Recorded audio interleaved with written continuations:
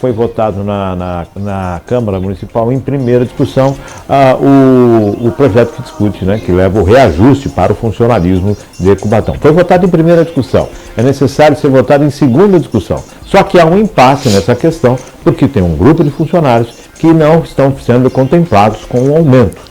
Uma categoria que não estão sendo contemplada. Essa categoria teria uma função mista e os proventos dela não veriam só apenas da Prefeitura de Cubatão, mas a composição Prefeitura e Governo Federal. Independente de toda e qualquer composição, há agora um impasse.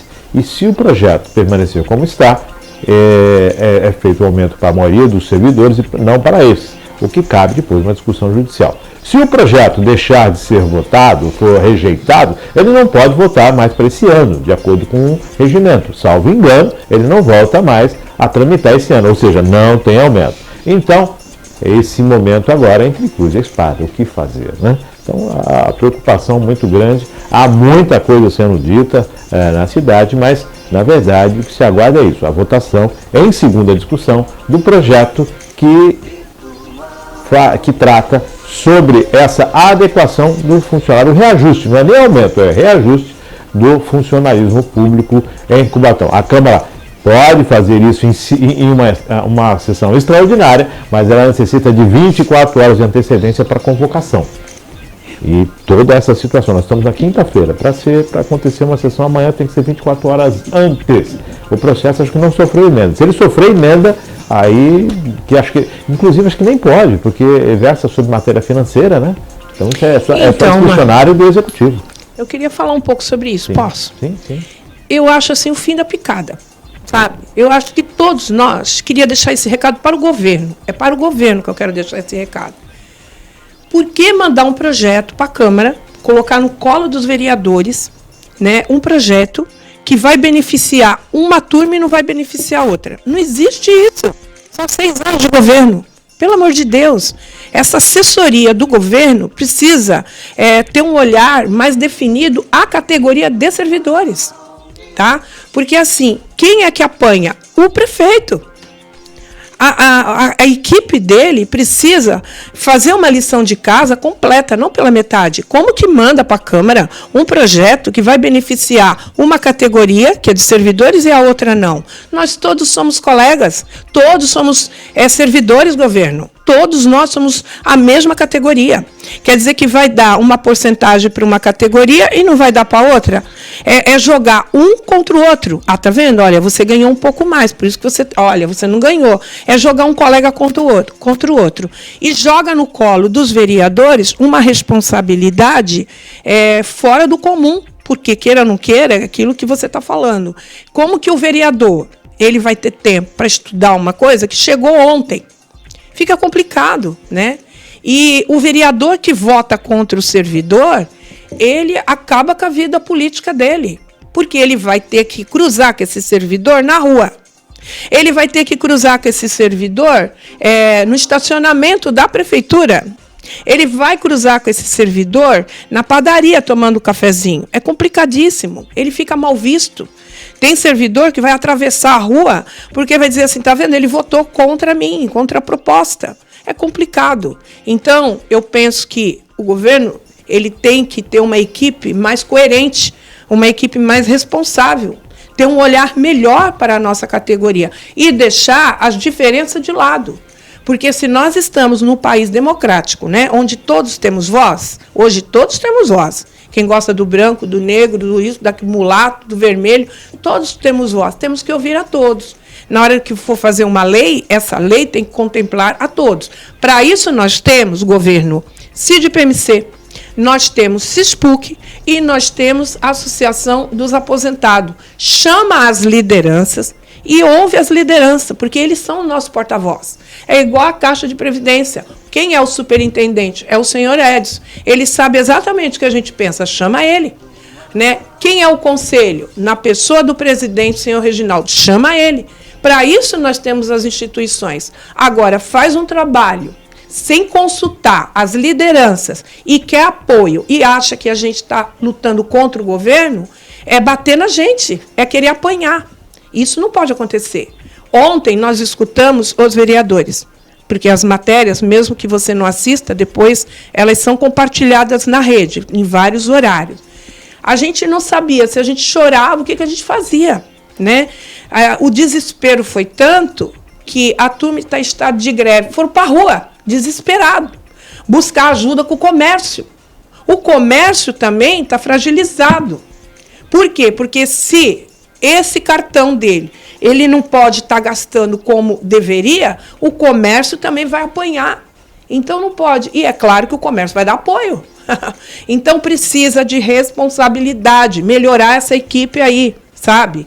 Essa frente do governo precisa melhorar. O cara não está trabalhando legal, você continua meu amigo, vou colocar você numa outra frente, mas vou pôr uma pessoa de responsabilidade aqui. A situação tá? agora Eu deixo esse recado para o governo. E aqui estou dizendo como servidora pública, sabe? Nós somos servidores de carreira. Não importa o tempo que cada um tenha. Você adentrou o serviço público, você é servidor. Você tem responsabilidade. Tudo que a gente faz, a gente responde. Não importa se é 10, 20, 30, 40 anos, você responde. Então, a gente precisa ser bem remunerado. A gente está aí 6 anos, a gente não está pedindo aumento. A gente está pedindo alguma coisa para melhorar nosso salário. Hoje nós temos Desculpe eu estar me desabafando, que eu preciso falar. Nós temos aí hoje um VA, um VR, que é uma vergonha. R$400, você não compra nada. Não enche uma cestinha, sabe? Então precisa que o governo tenha um olhar diferenciado ao aposentado também. Sabe? Quer dizer, pensa no cara que está na ativa. Tudo bem, ele está na ativa, mas um dia ele vai ser aposentado. Ele vai sofrer a mesma coisa. Então, se você der um aumento, governo, para os caras da ativa, também tem que dar um aumento para o aposentado. Por que a discriminação? Ele também prestou um serviço à cidade de Cubatão. E muitos aposentados continuam prestando serviço. E muitos que não conseguem é porque eles já estão debilitados. Então, é injusto, nessa parte, eu tenho que defender a Câmara. É injusto o governo encaminhar à Câmara um projeto que a Câmara tem que aprovar assim, ó, vapt-vupt, e, sabe, arrebentar a nossa categoria. Marlene, há uma situação, eu até entendo essa questão quanto ao legislativo, mas a gente tem que ser claro também. Não é porque o governo encaminhou, que eles vão aceitar. Que eles vão pautar. Exatamente. Para ser pautado, é uma análise. Se eu tivesse discutido isto antes de ser pautado, não chegaria nessa situação. Então, há a responsabilidade do Executivo, quando ele manda as coisas, e há a responsabilidade do Legislativo, quando ele pauta, coloca na ordem do dia. Exatamente. O processo tramitou. O processo passou pelas comissões. As comissões olharam o processo. Agora vamos dizer, poderiam ter rejeitado. Não caiu, não entrou no plenário sem ser analisado. Ele foi analisado e só se descobriu no plenário que não estavam todos contemplados. Inclusive, então, Márcio, há necessidade dessa situação. Errou o governo e o legislativo peca quando, na análise do projeto, não discute e leva para o pleno com essa situação. Agora é hora de observar qual vai ser a solução, ou se não tem solução. Eu queria fazer uma colocação, eu não vou citar nome de vereadores para não me lindrar, mas, por exemplo, ontem eu assisti as filmagens, eu fiquei indignada com o vereador. Eu falei, gente, o que é isso? A partir de hoje, eu não voto mais nada contra o servidor. Eu falei, será que eu estou escutando direito isso? Como a partir de hoje? Quer dizer que, então, tudo que o senhor votou foi contra o servidor? Ele arrebenta a gente. Aí a gente quer falar bem do vereador, mas fica difícil, né? E aí, assim, nós tivemos um vereador que nos defendeu, assim, precisamos fortalecer. Ele nos defendeu, sabe, na íntegra, que foi o senhor Alessandro. Ele teve coerência, é aquilo que você falou. Nós temos uma Câmara, nós temos uma Procuradoria, nós temos pessoas gabaritadas. Chegou o processo, ele fez o parecer lá, o negócio não está legal.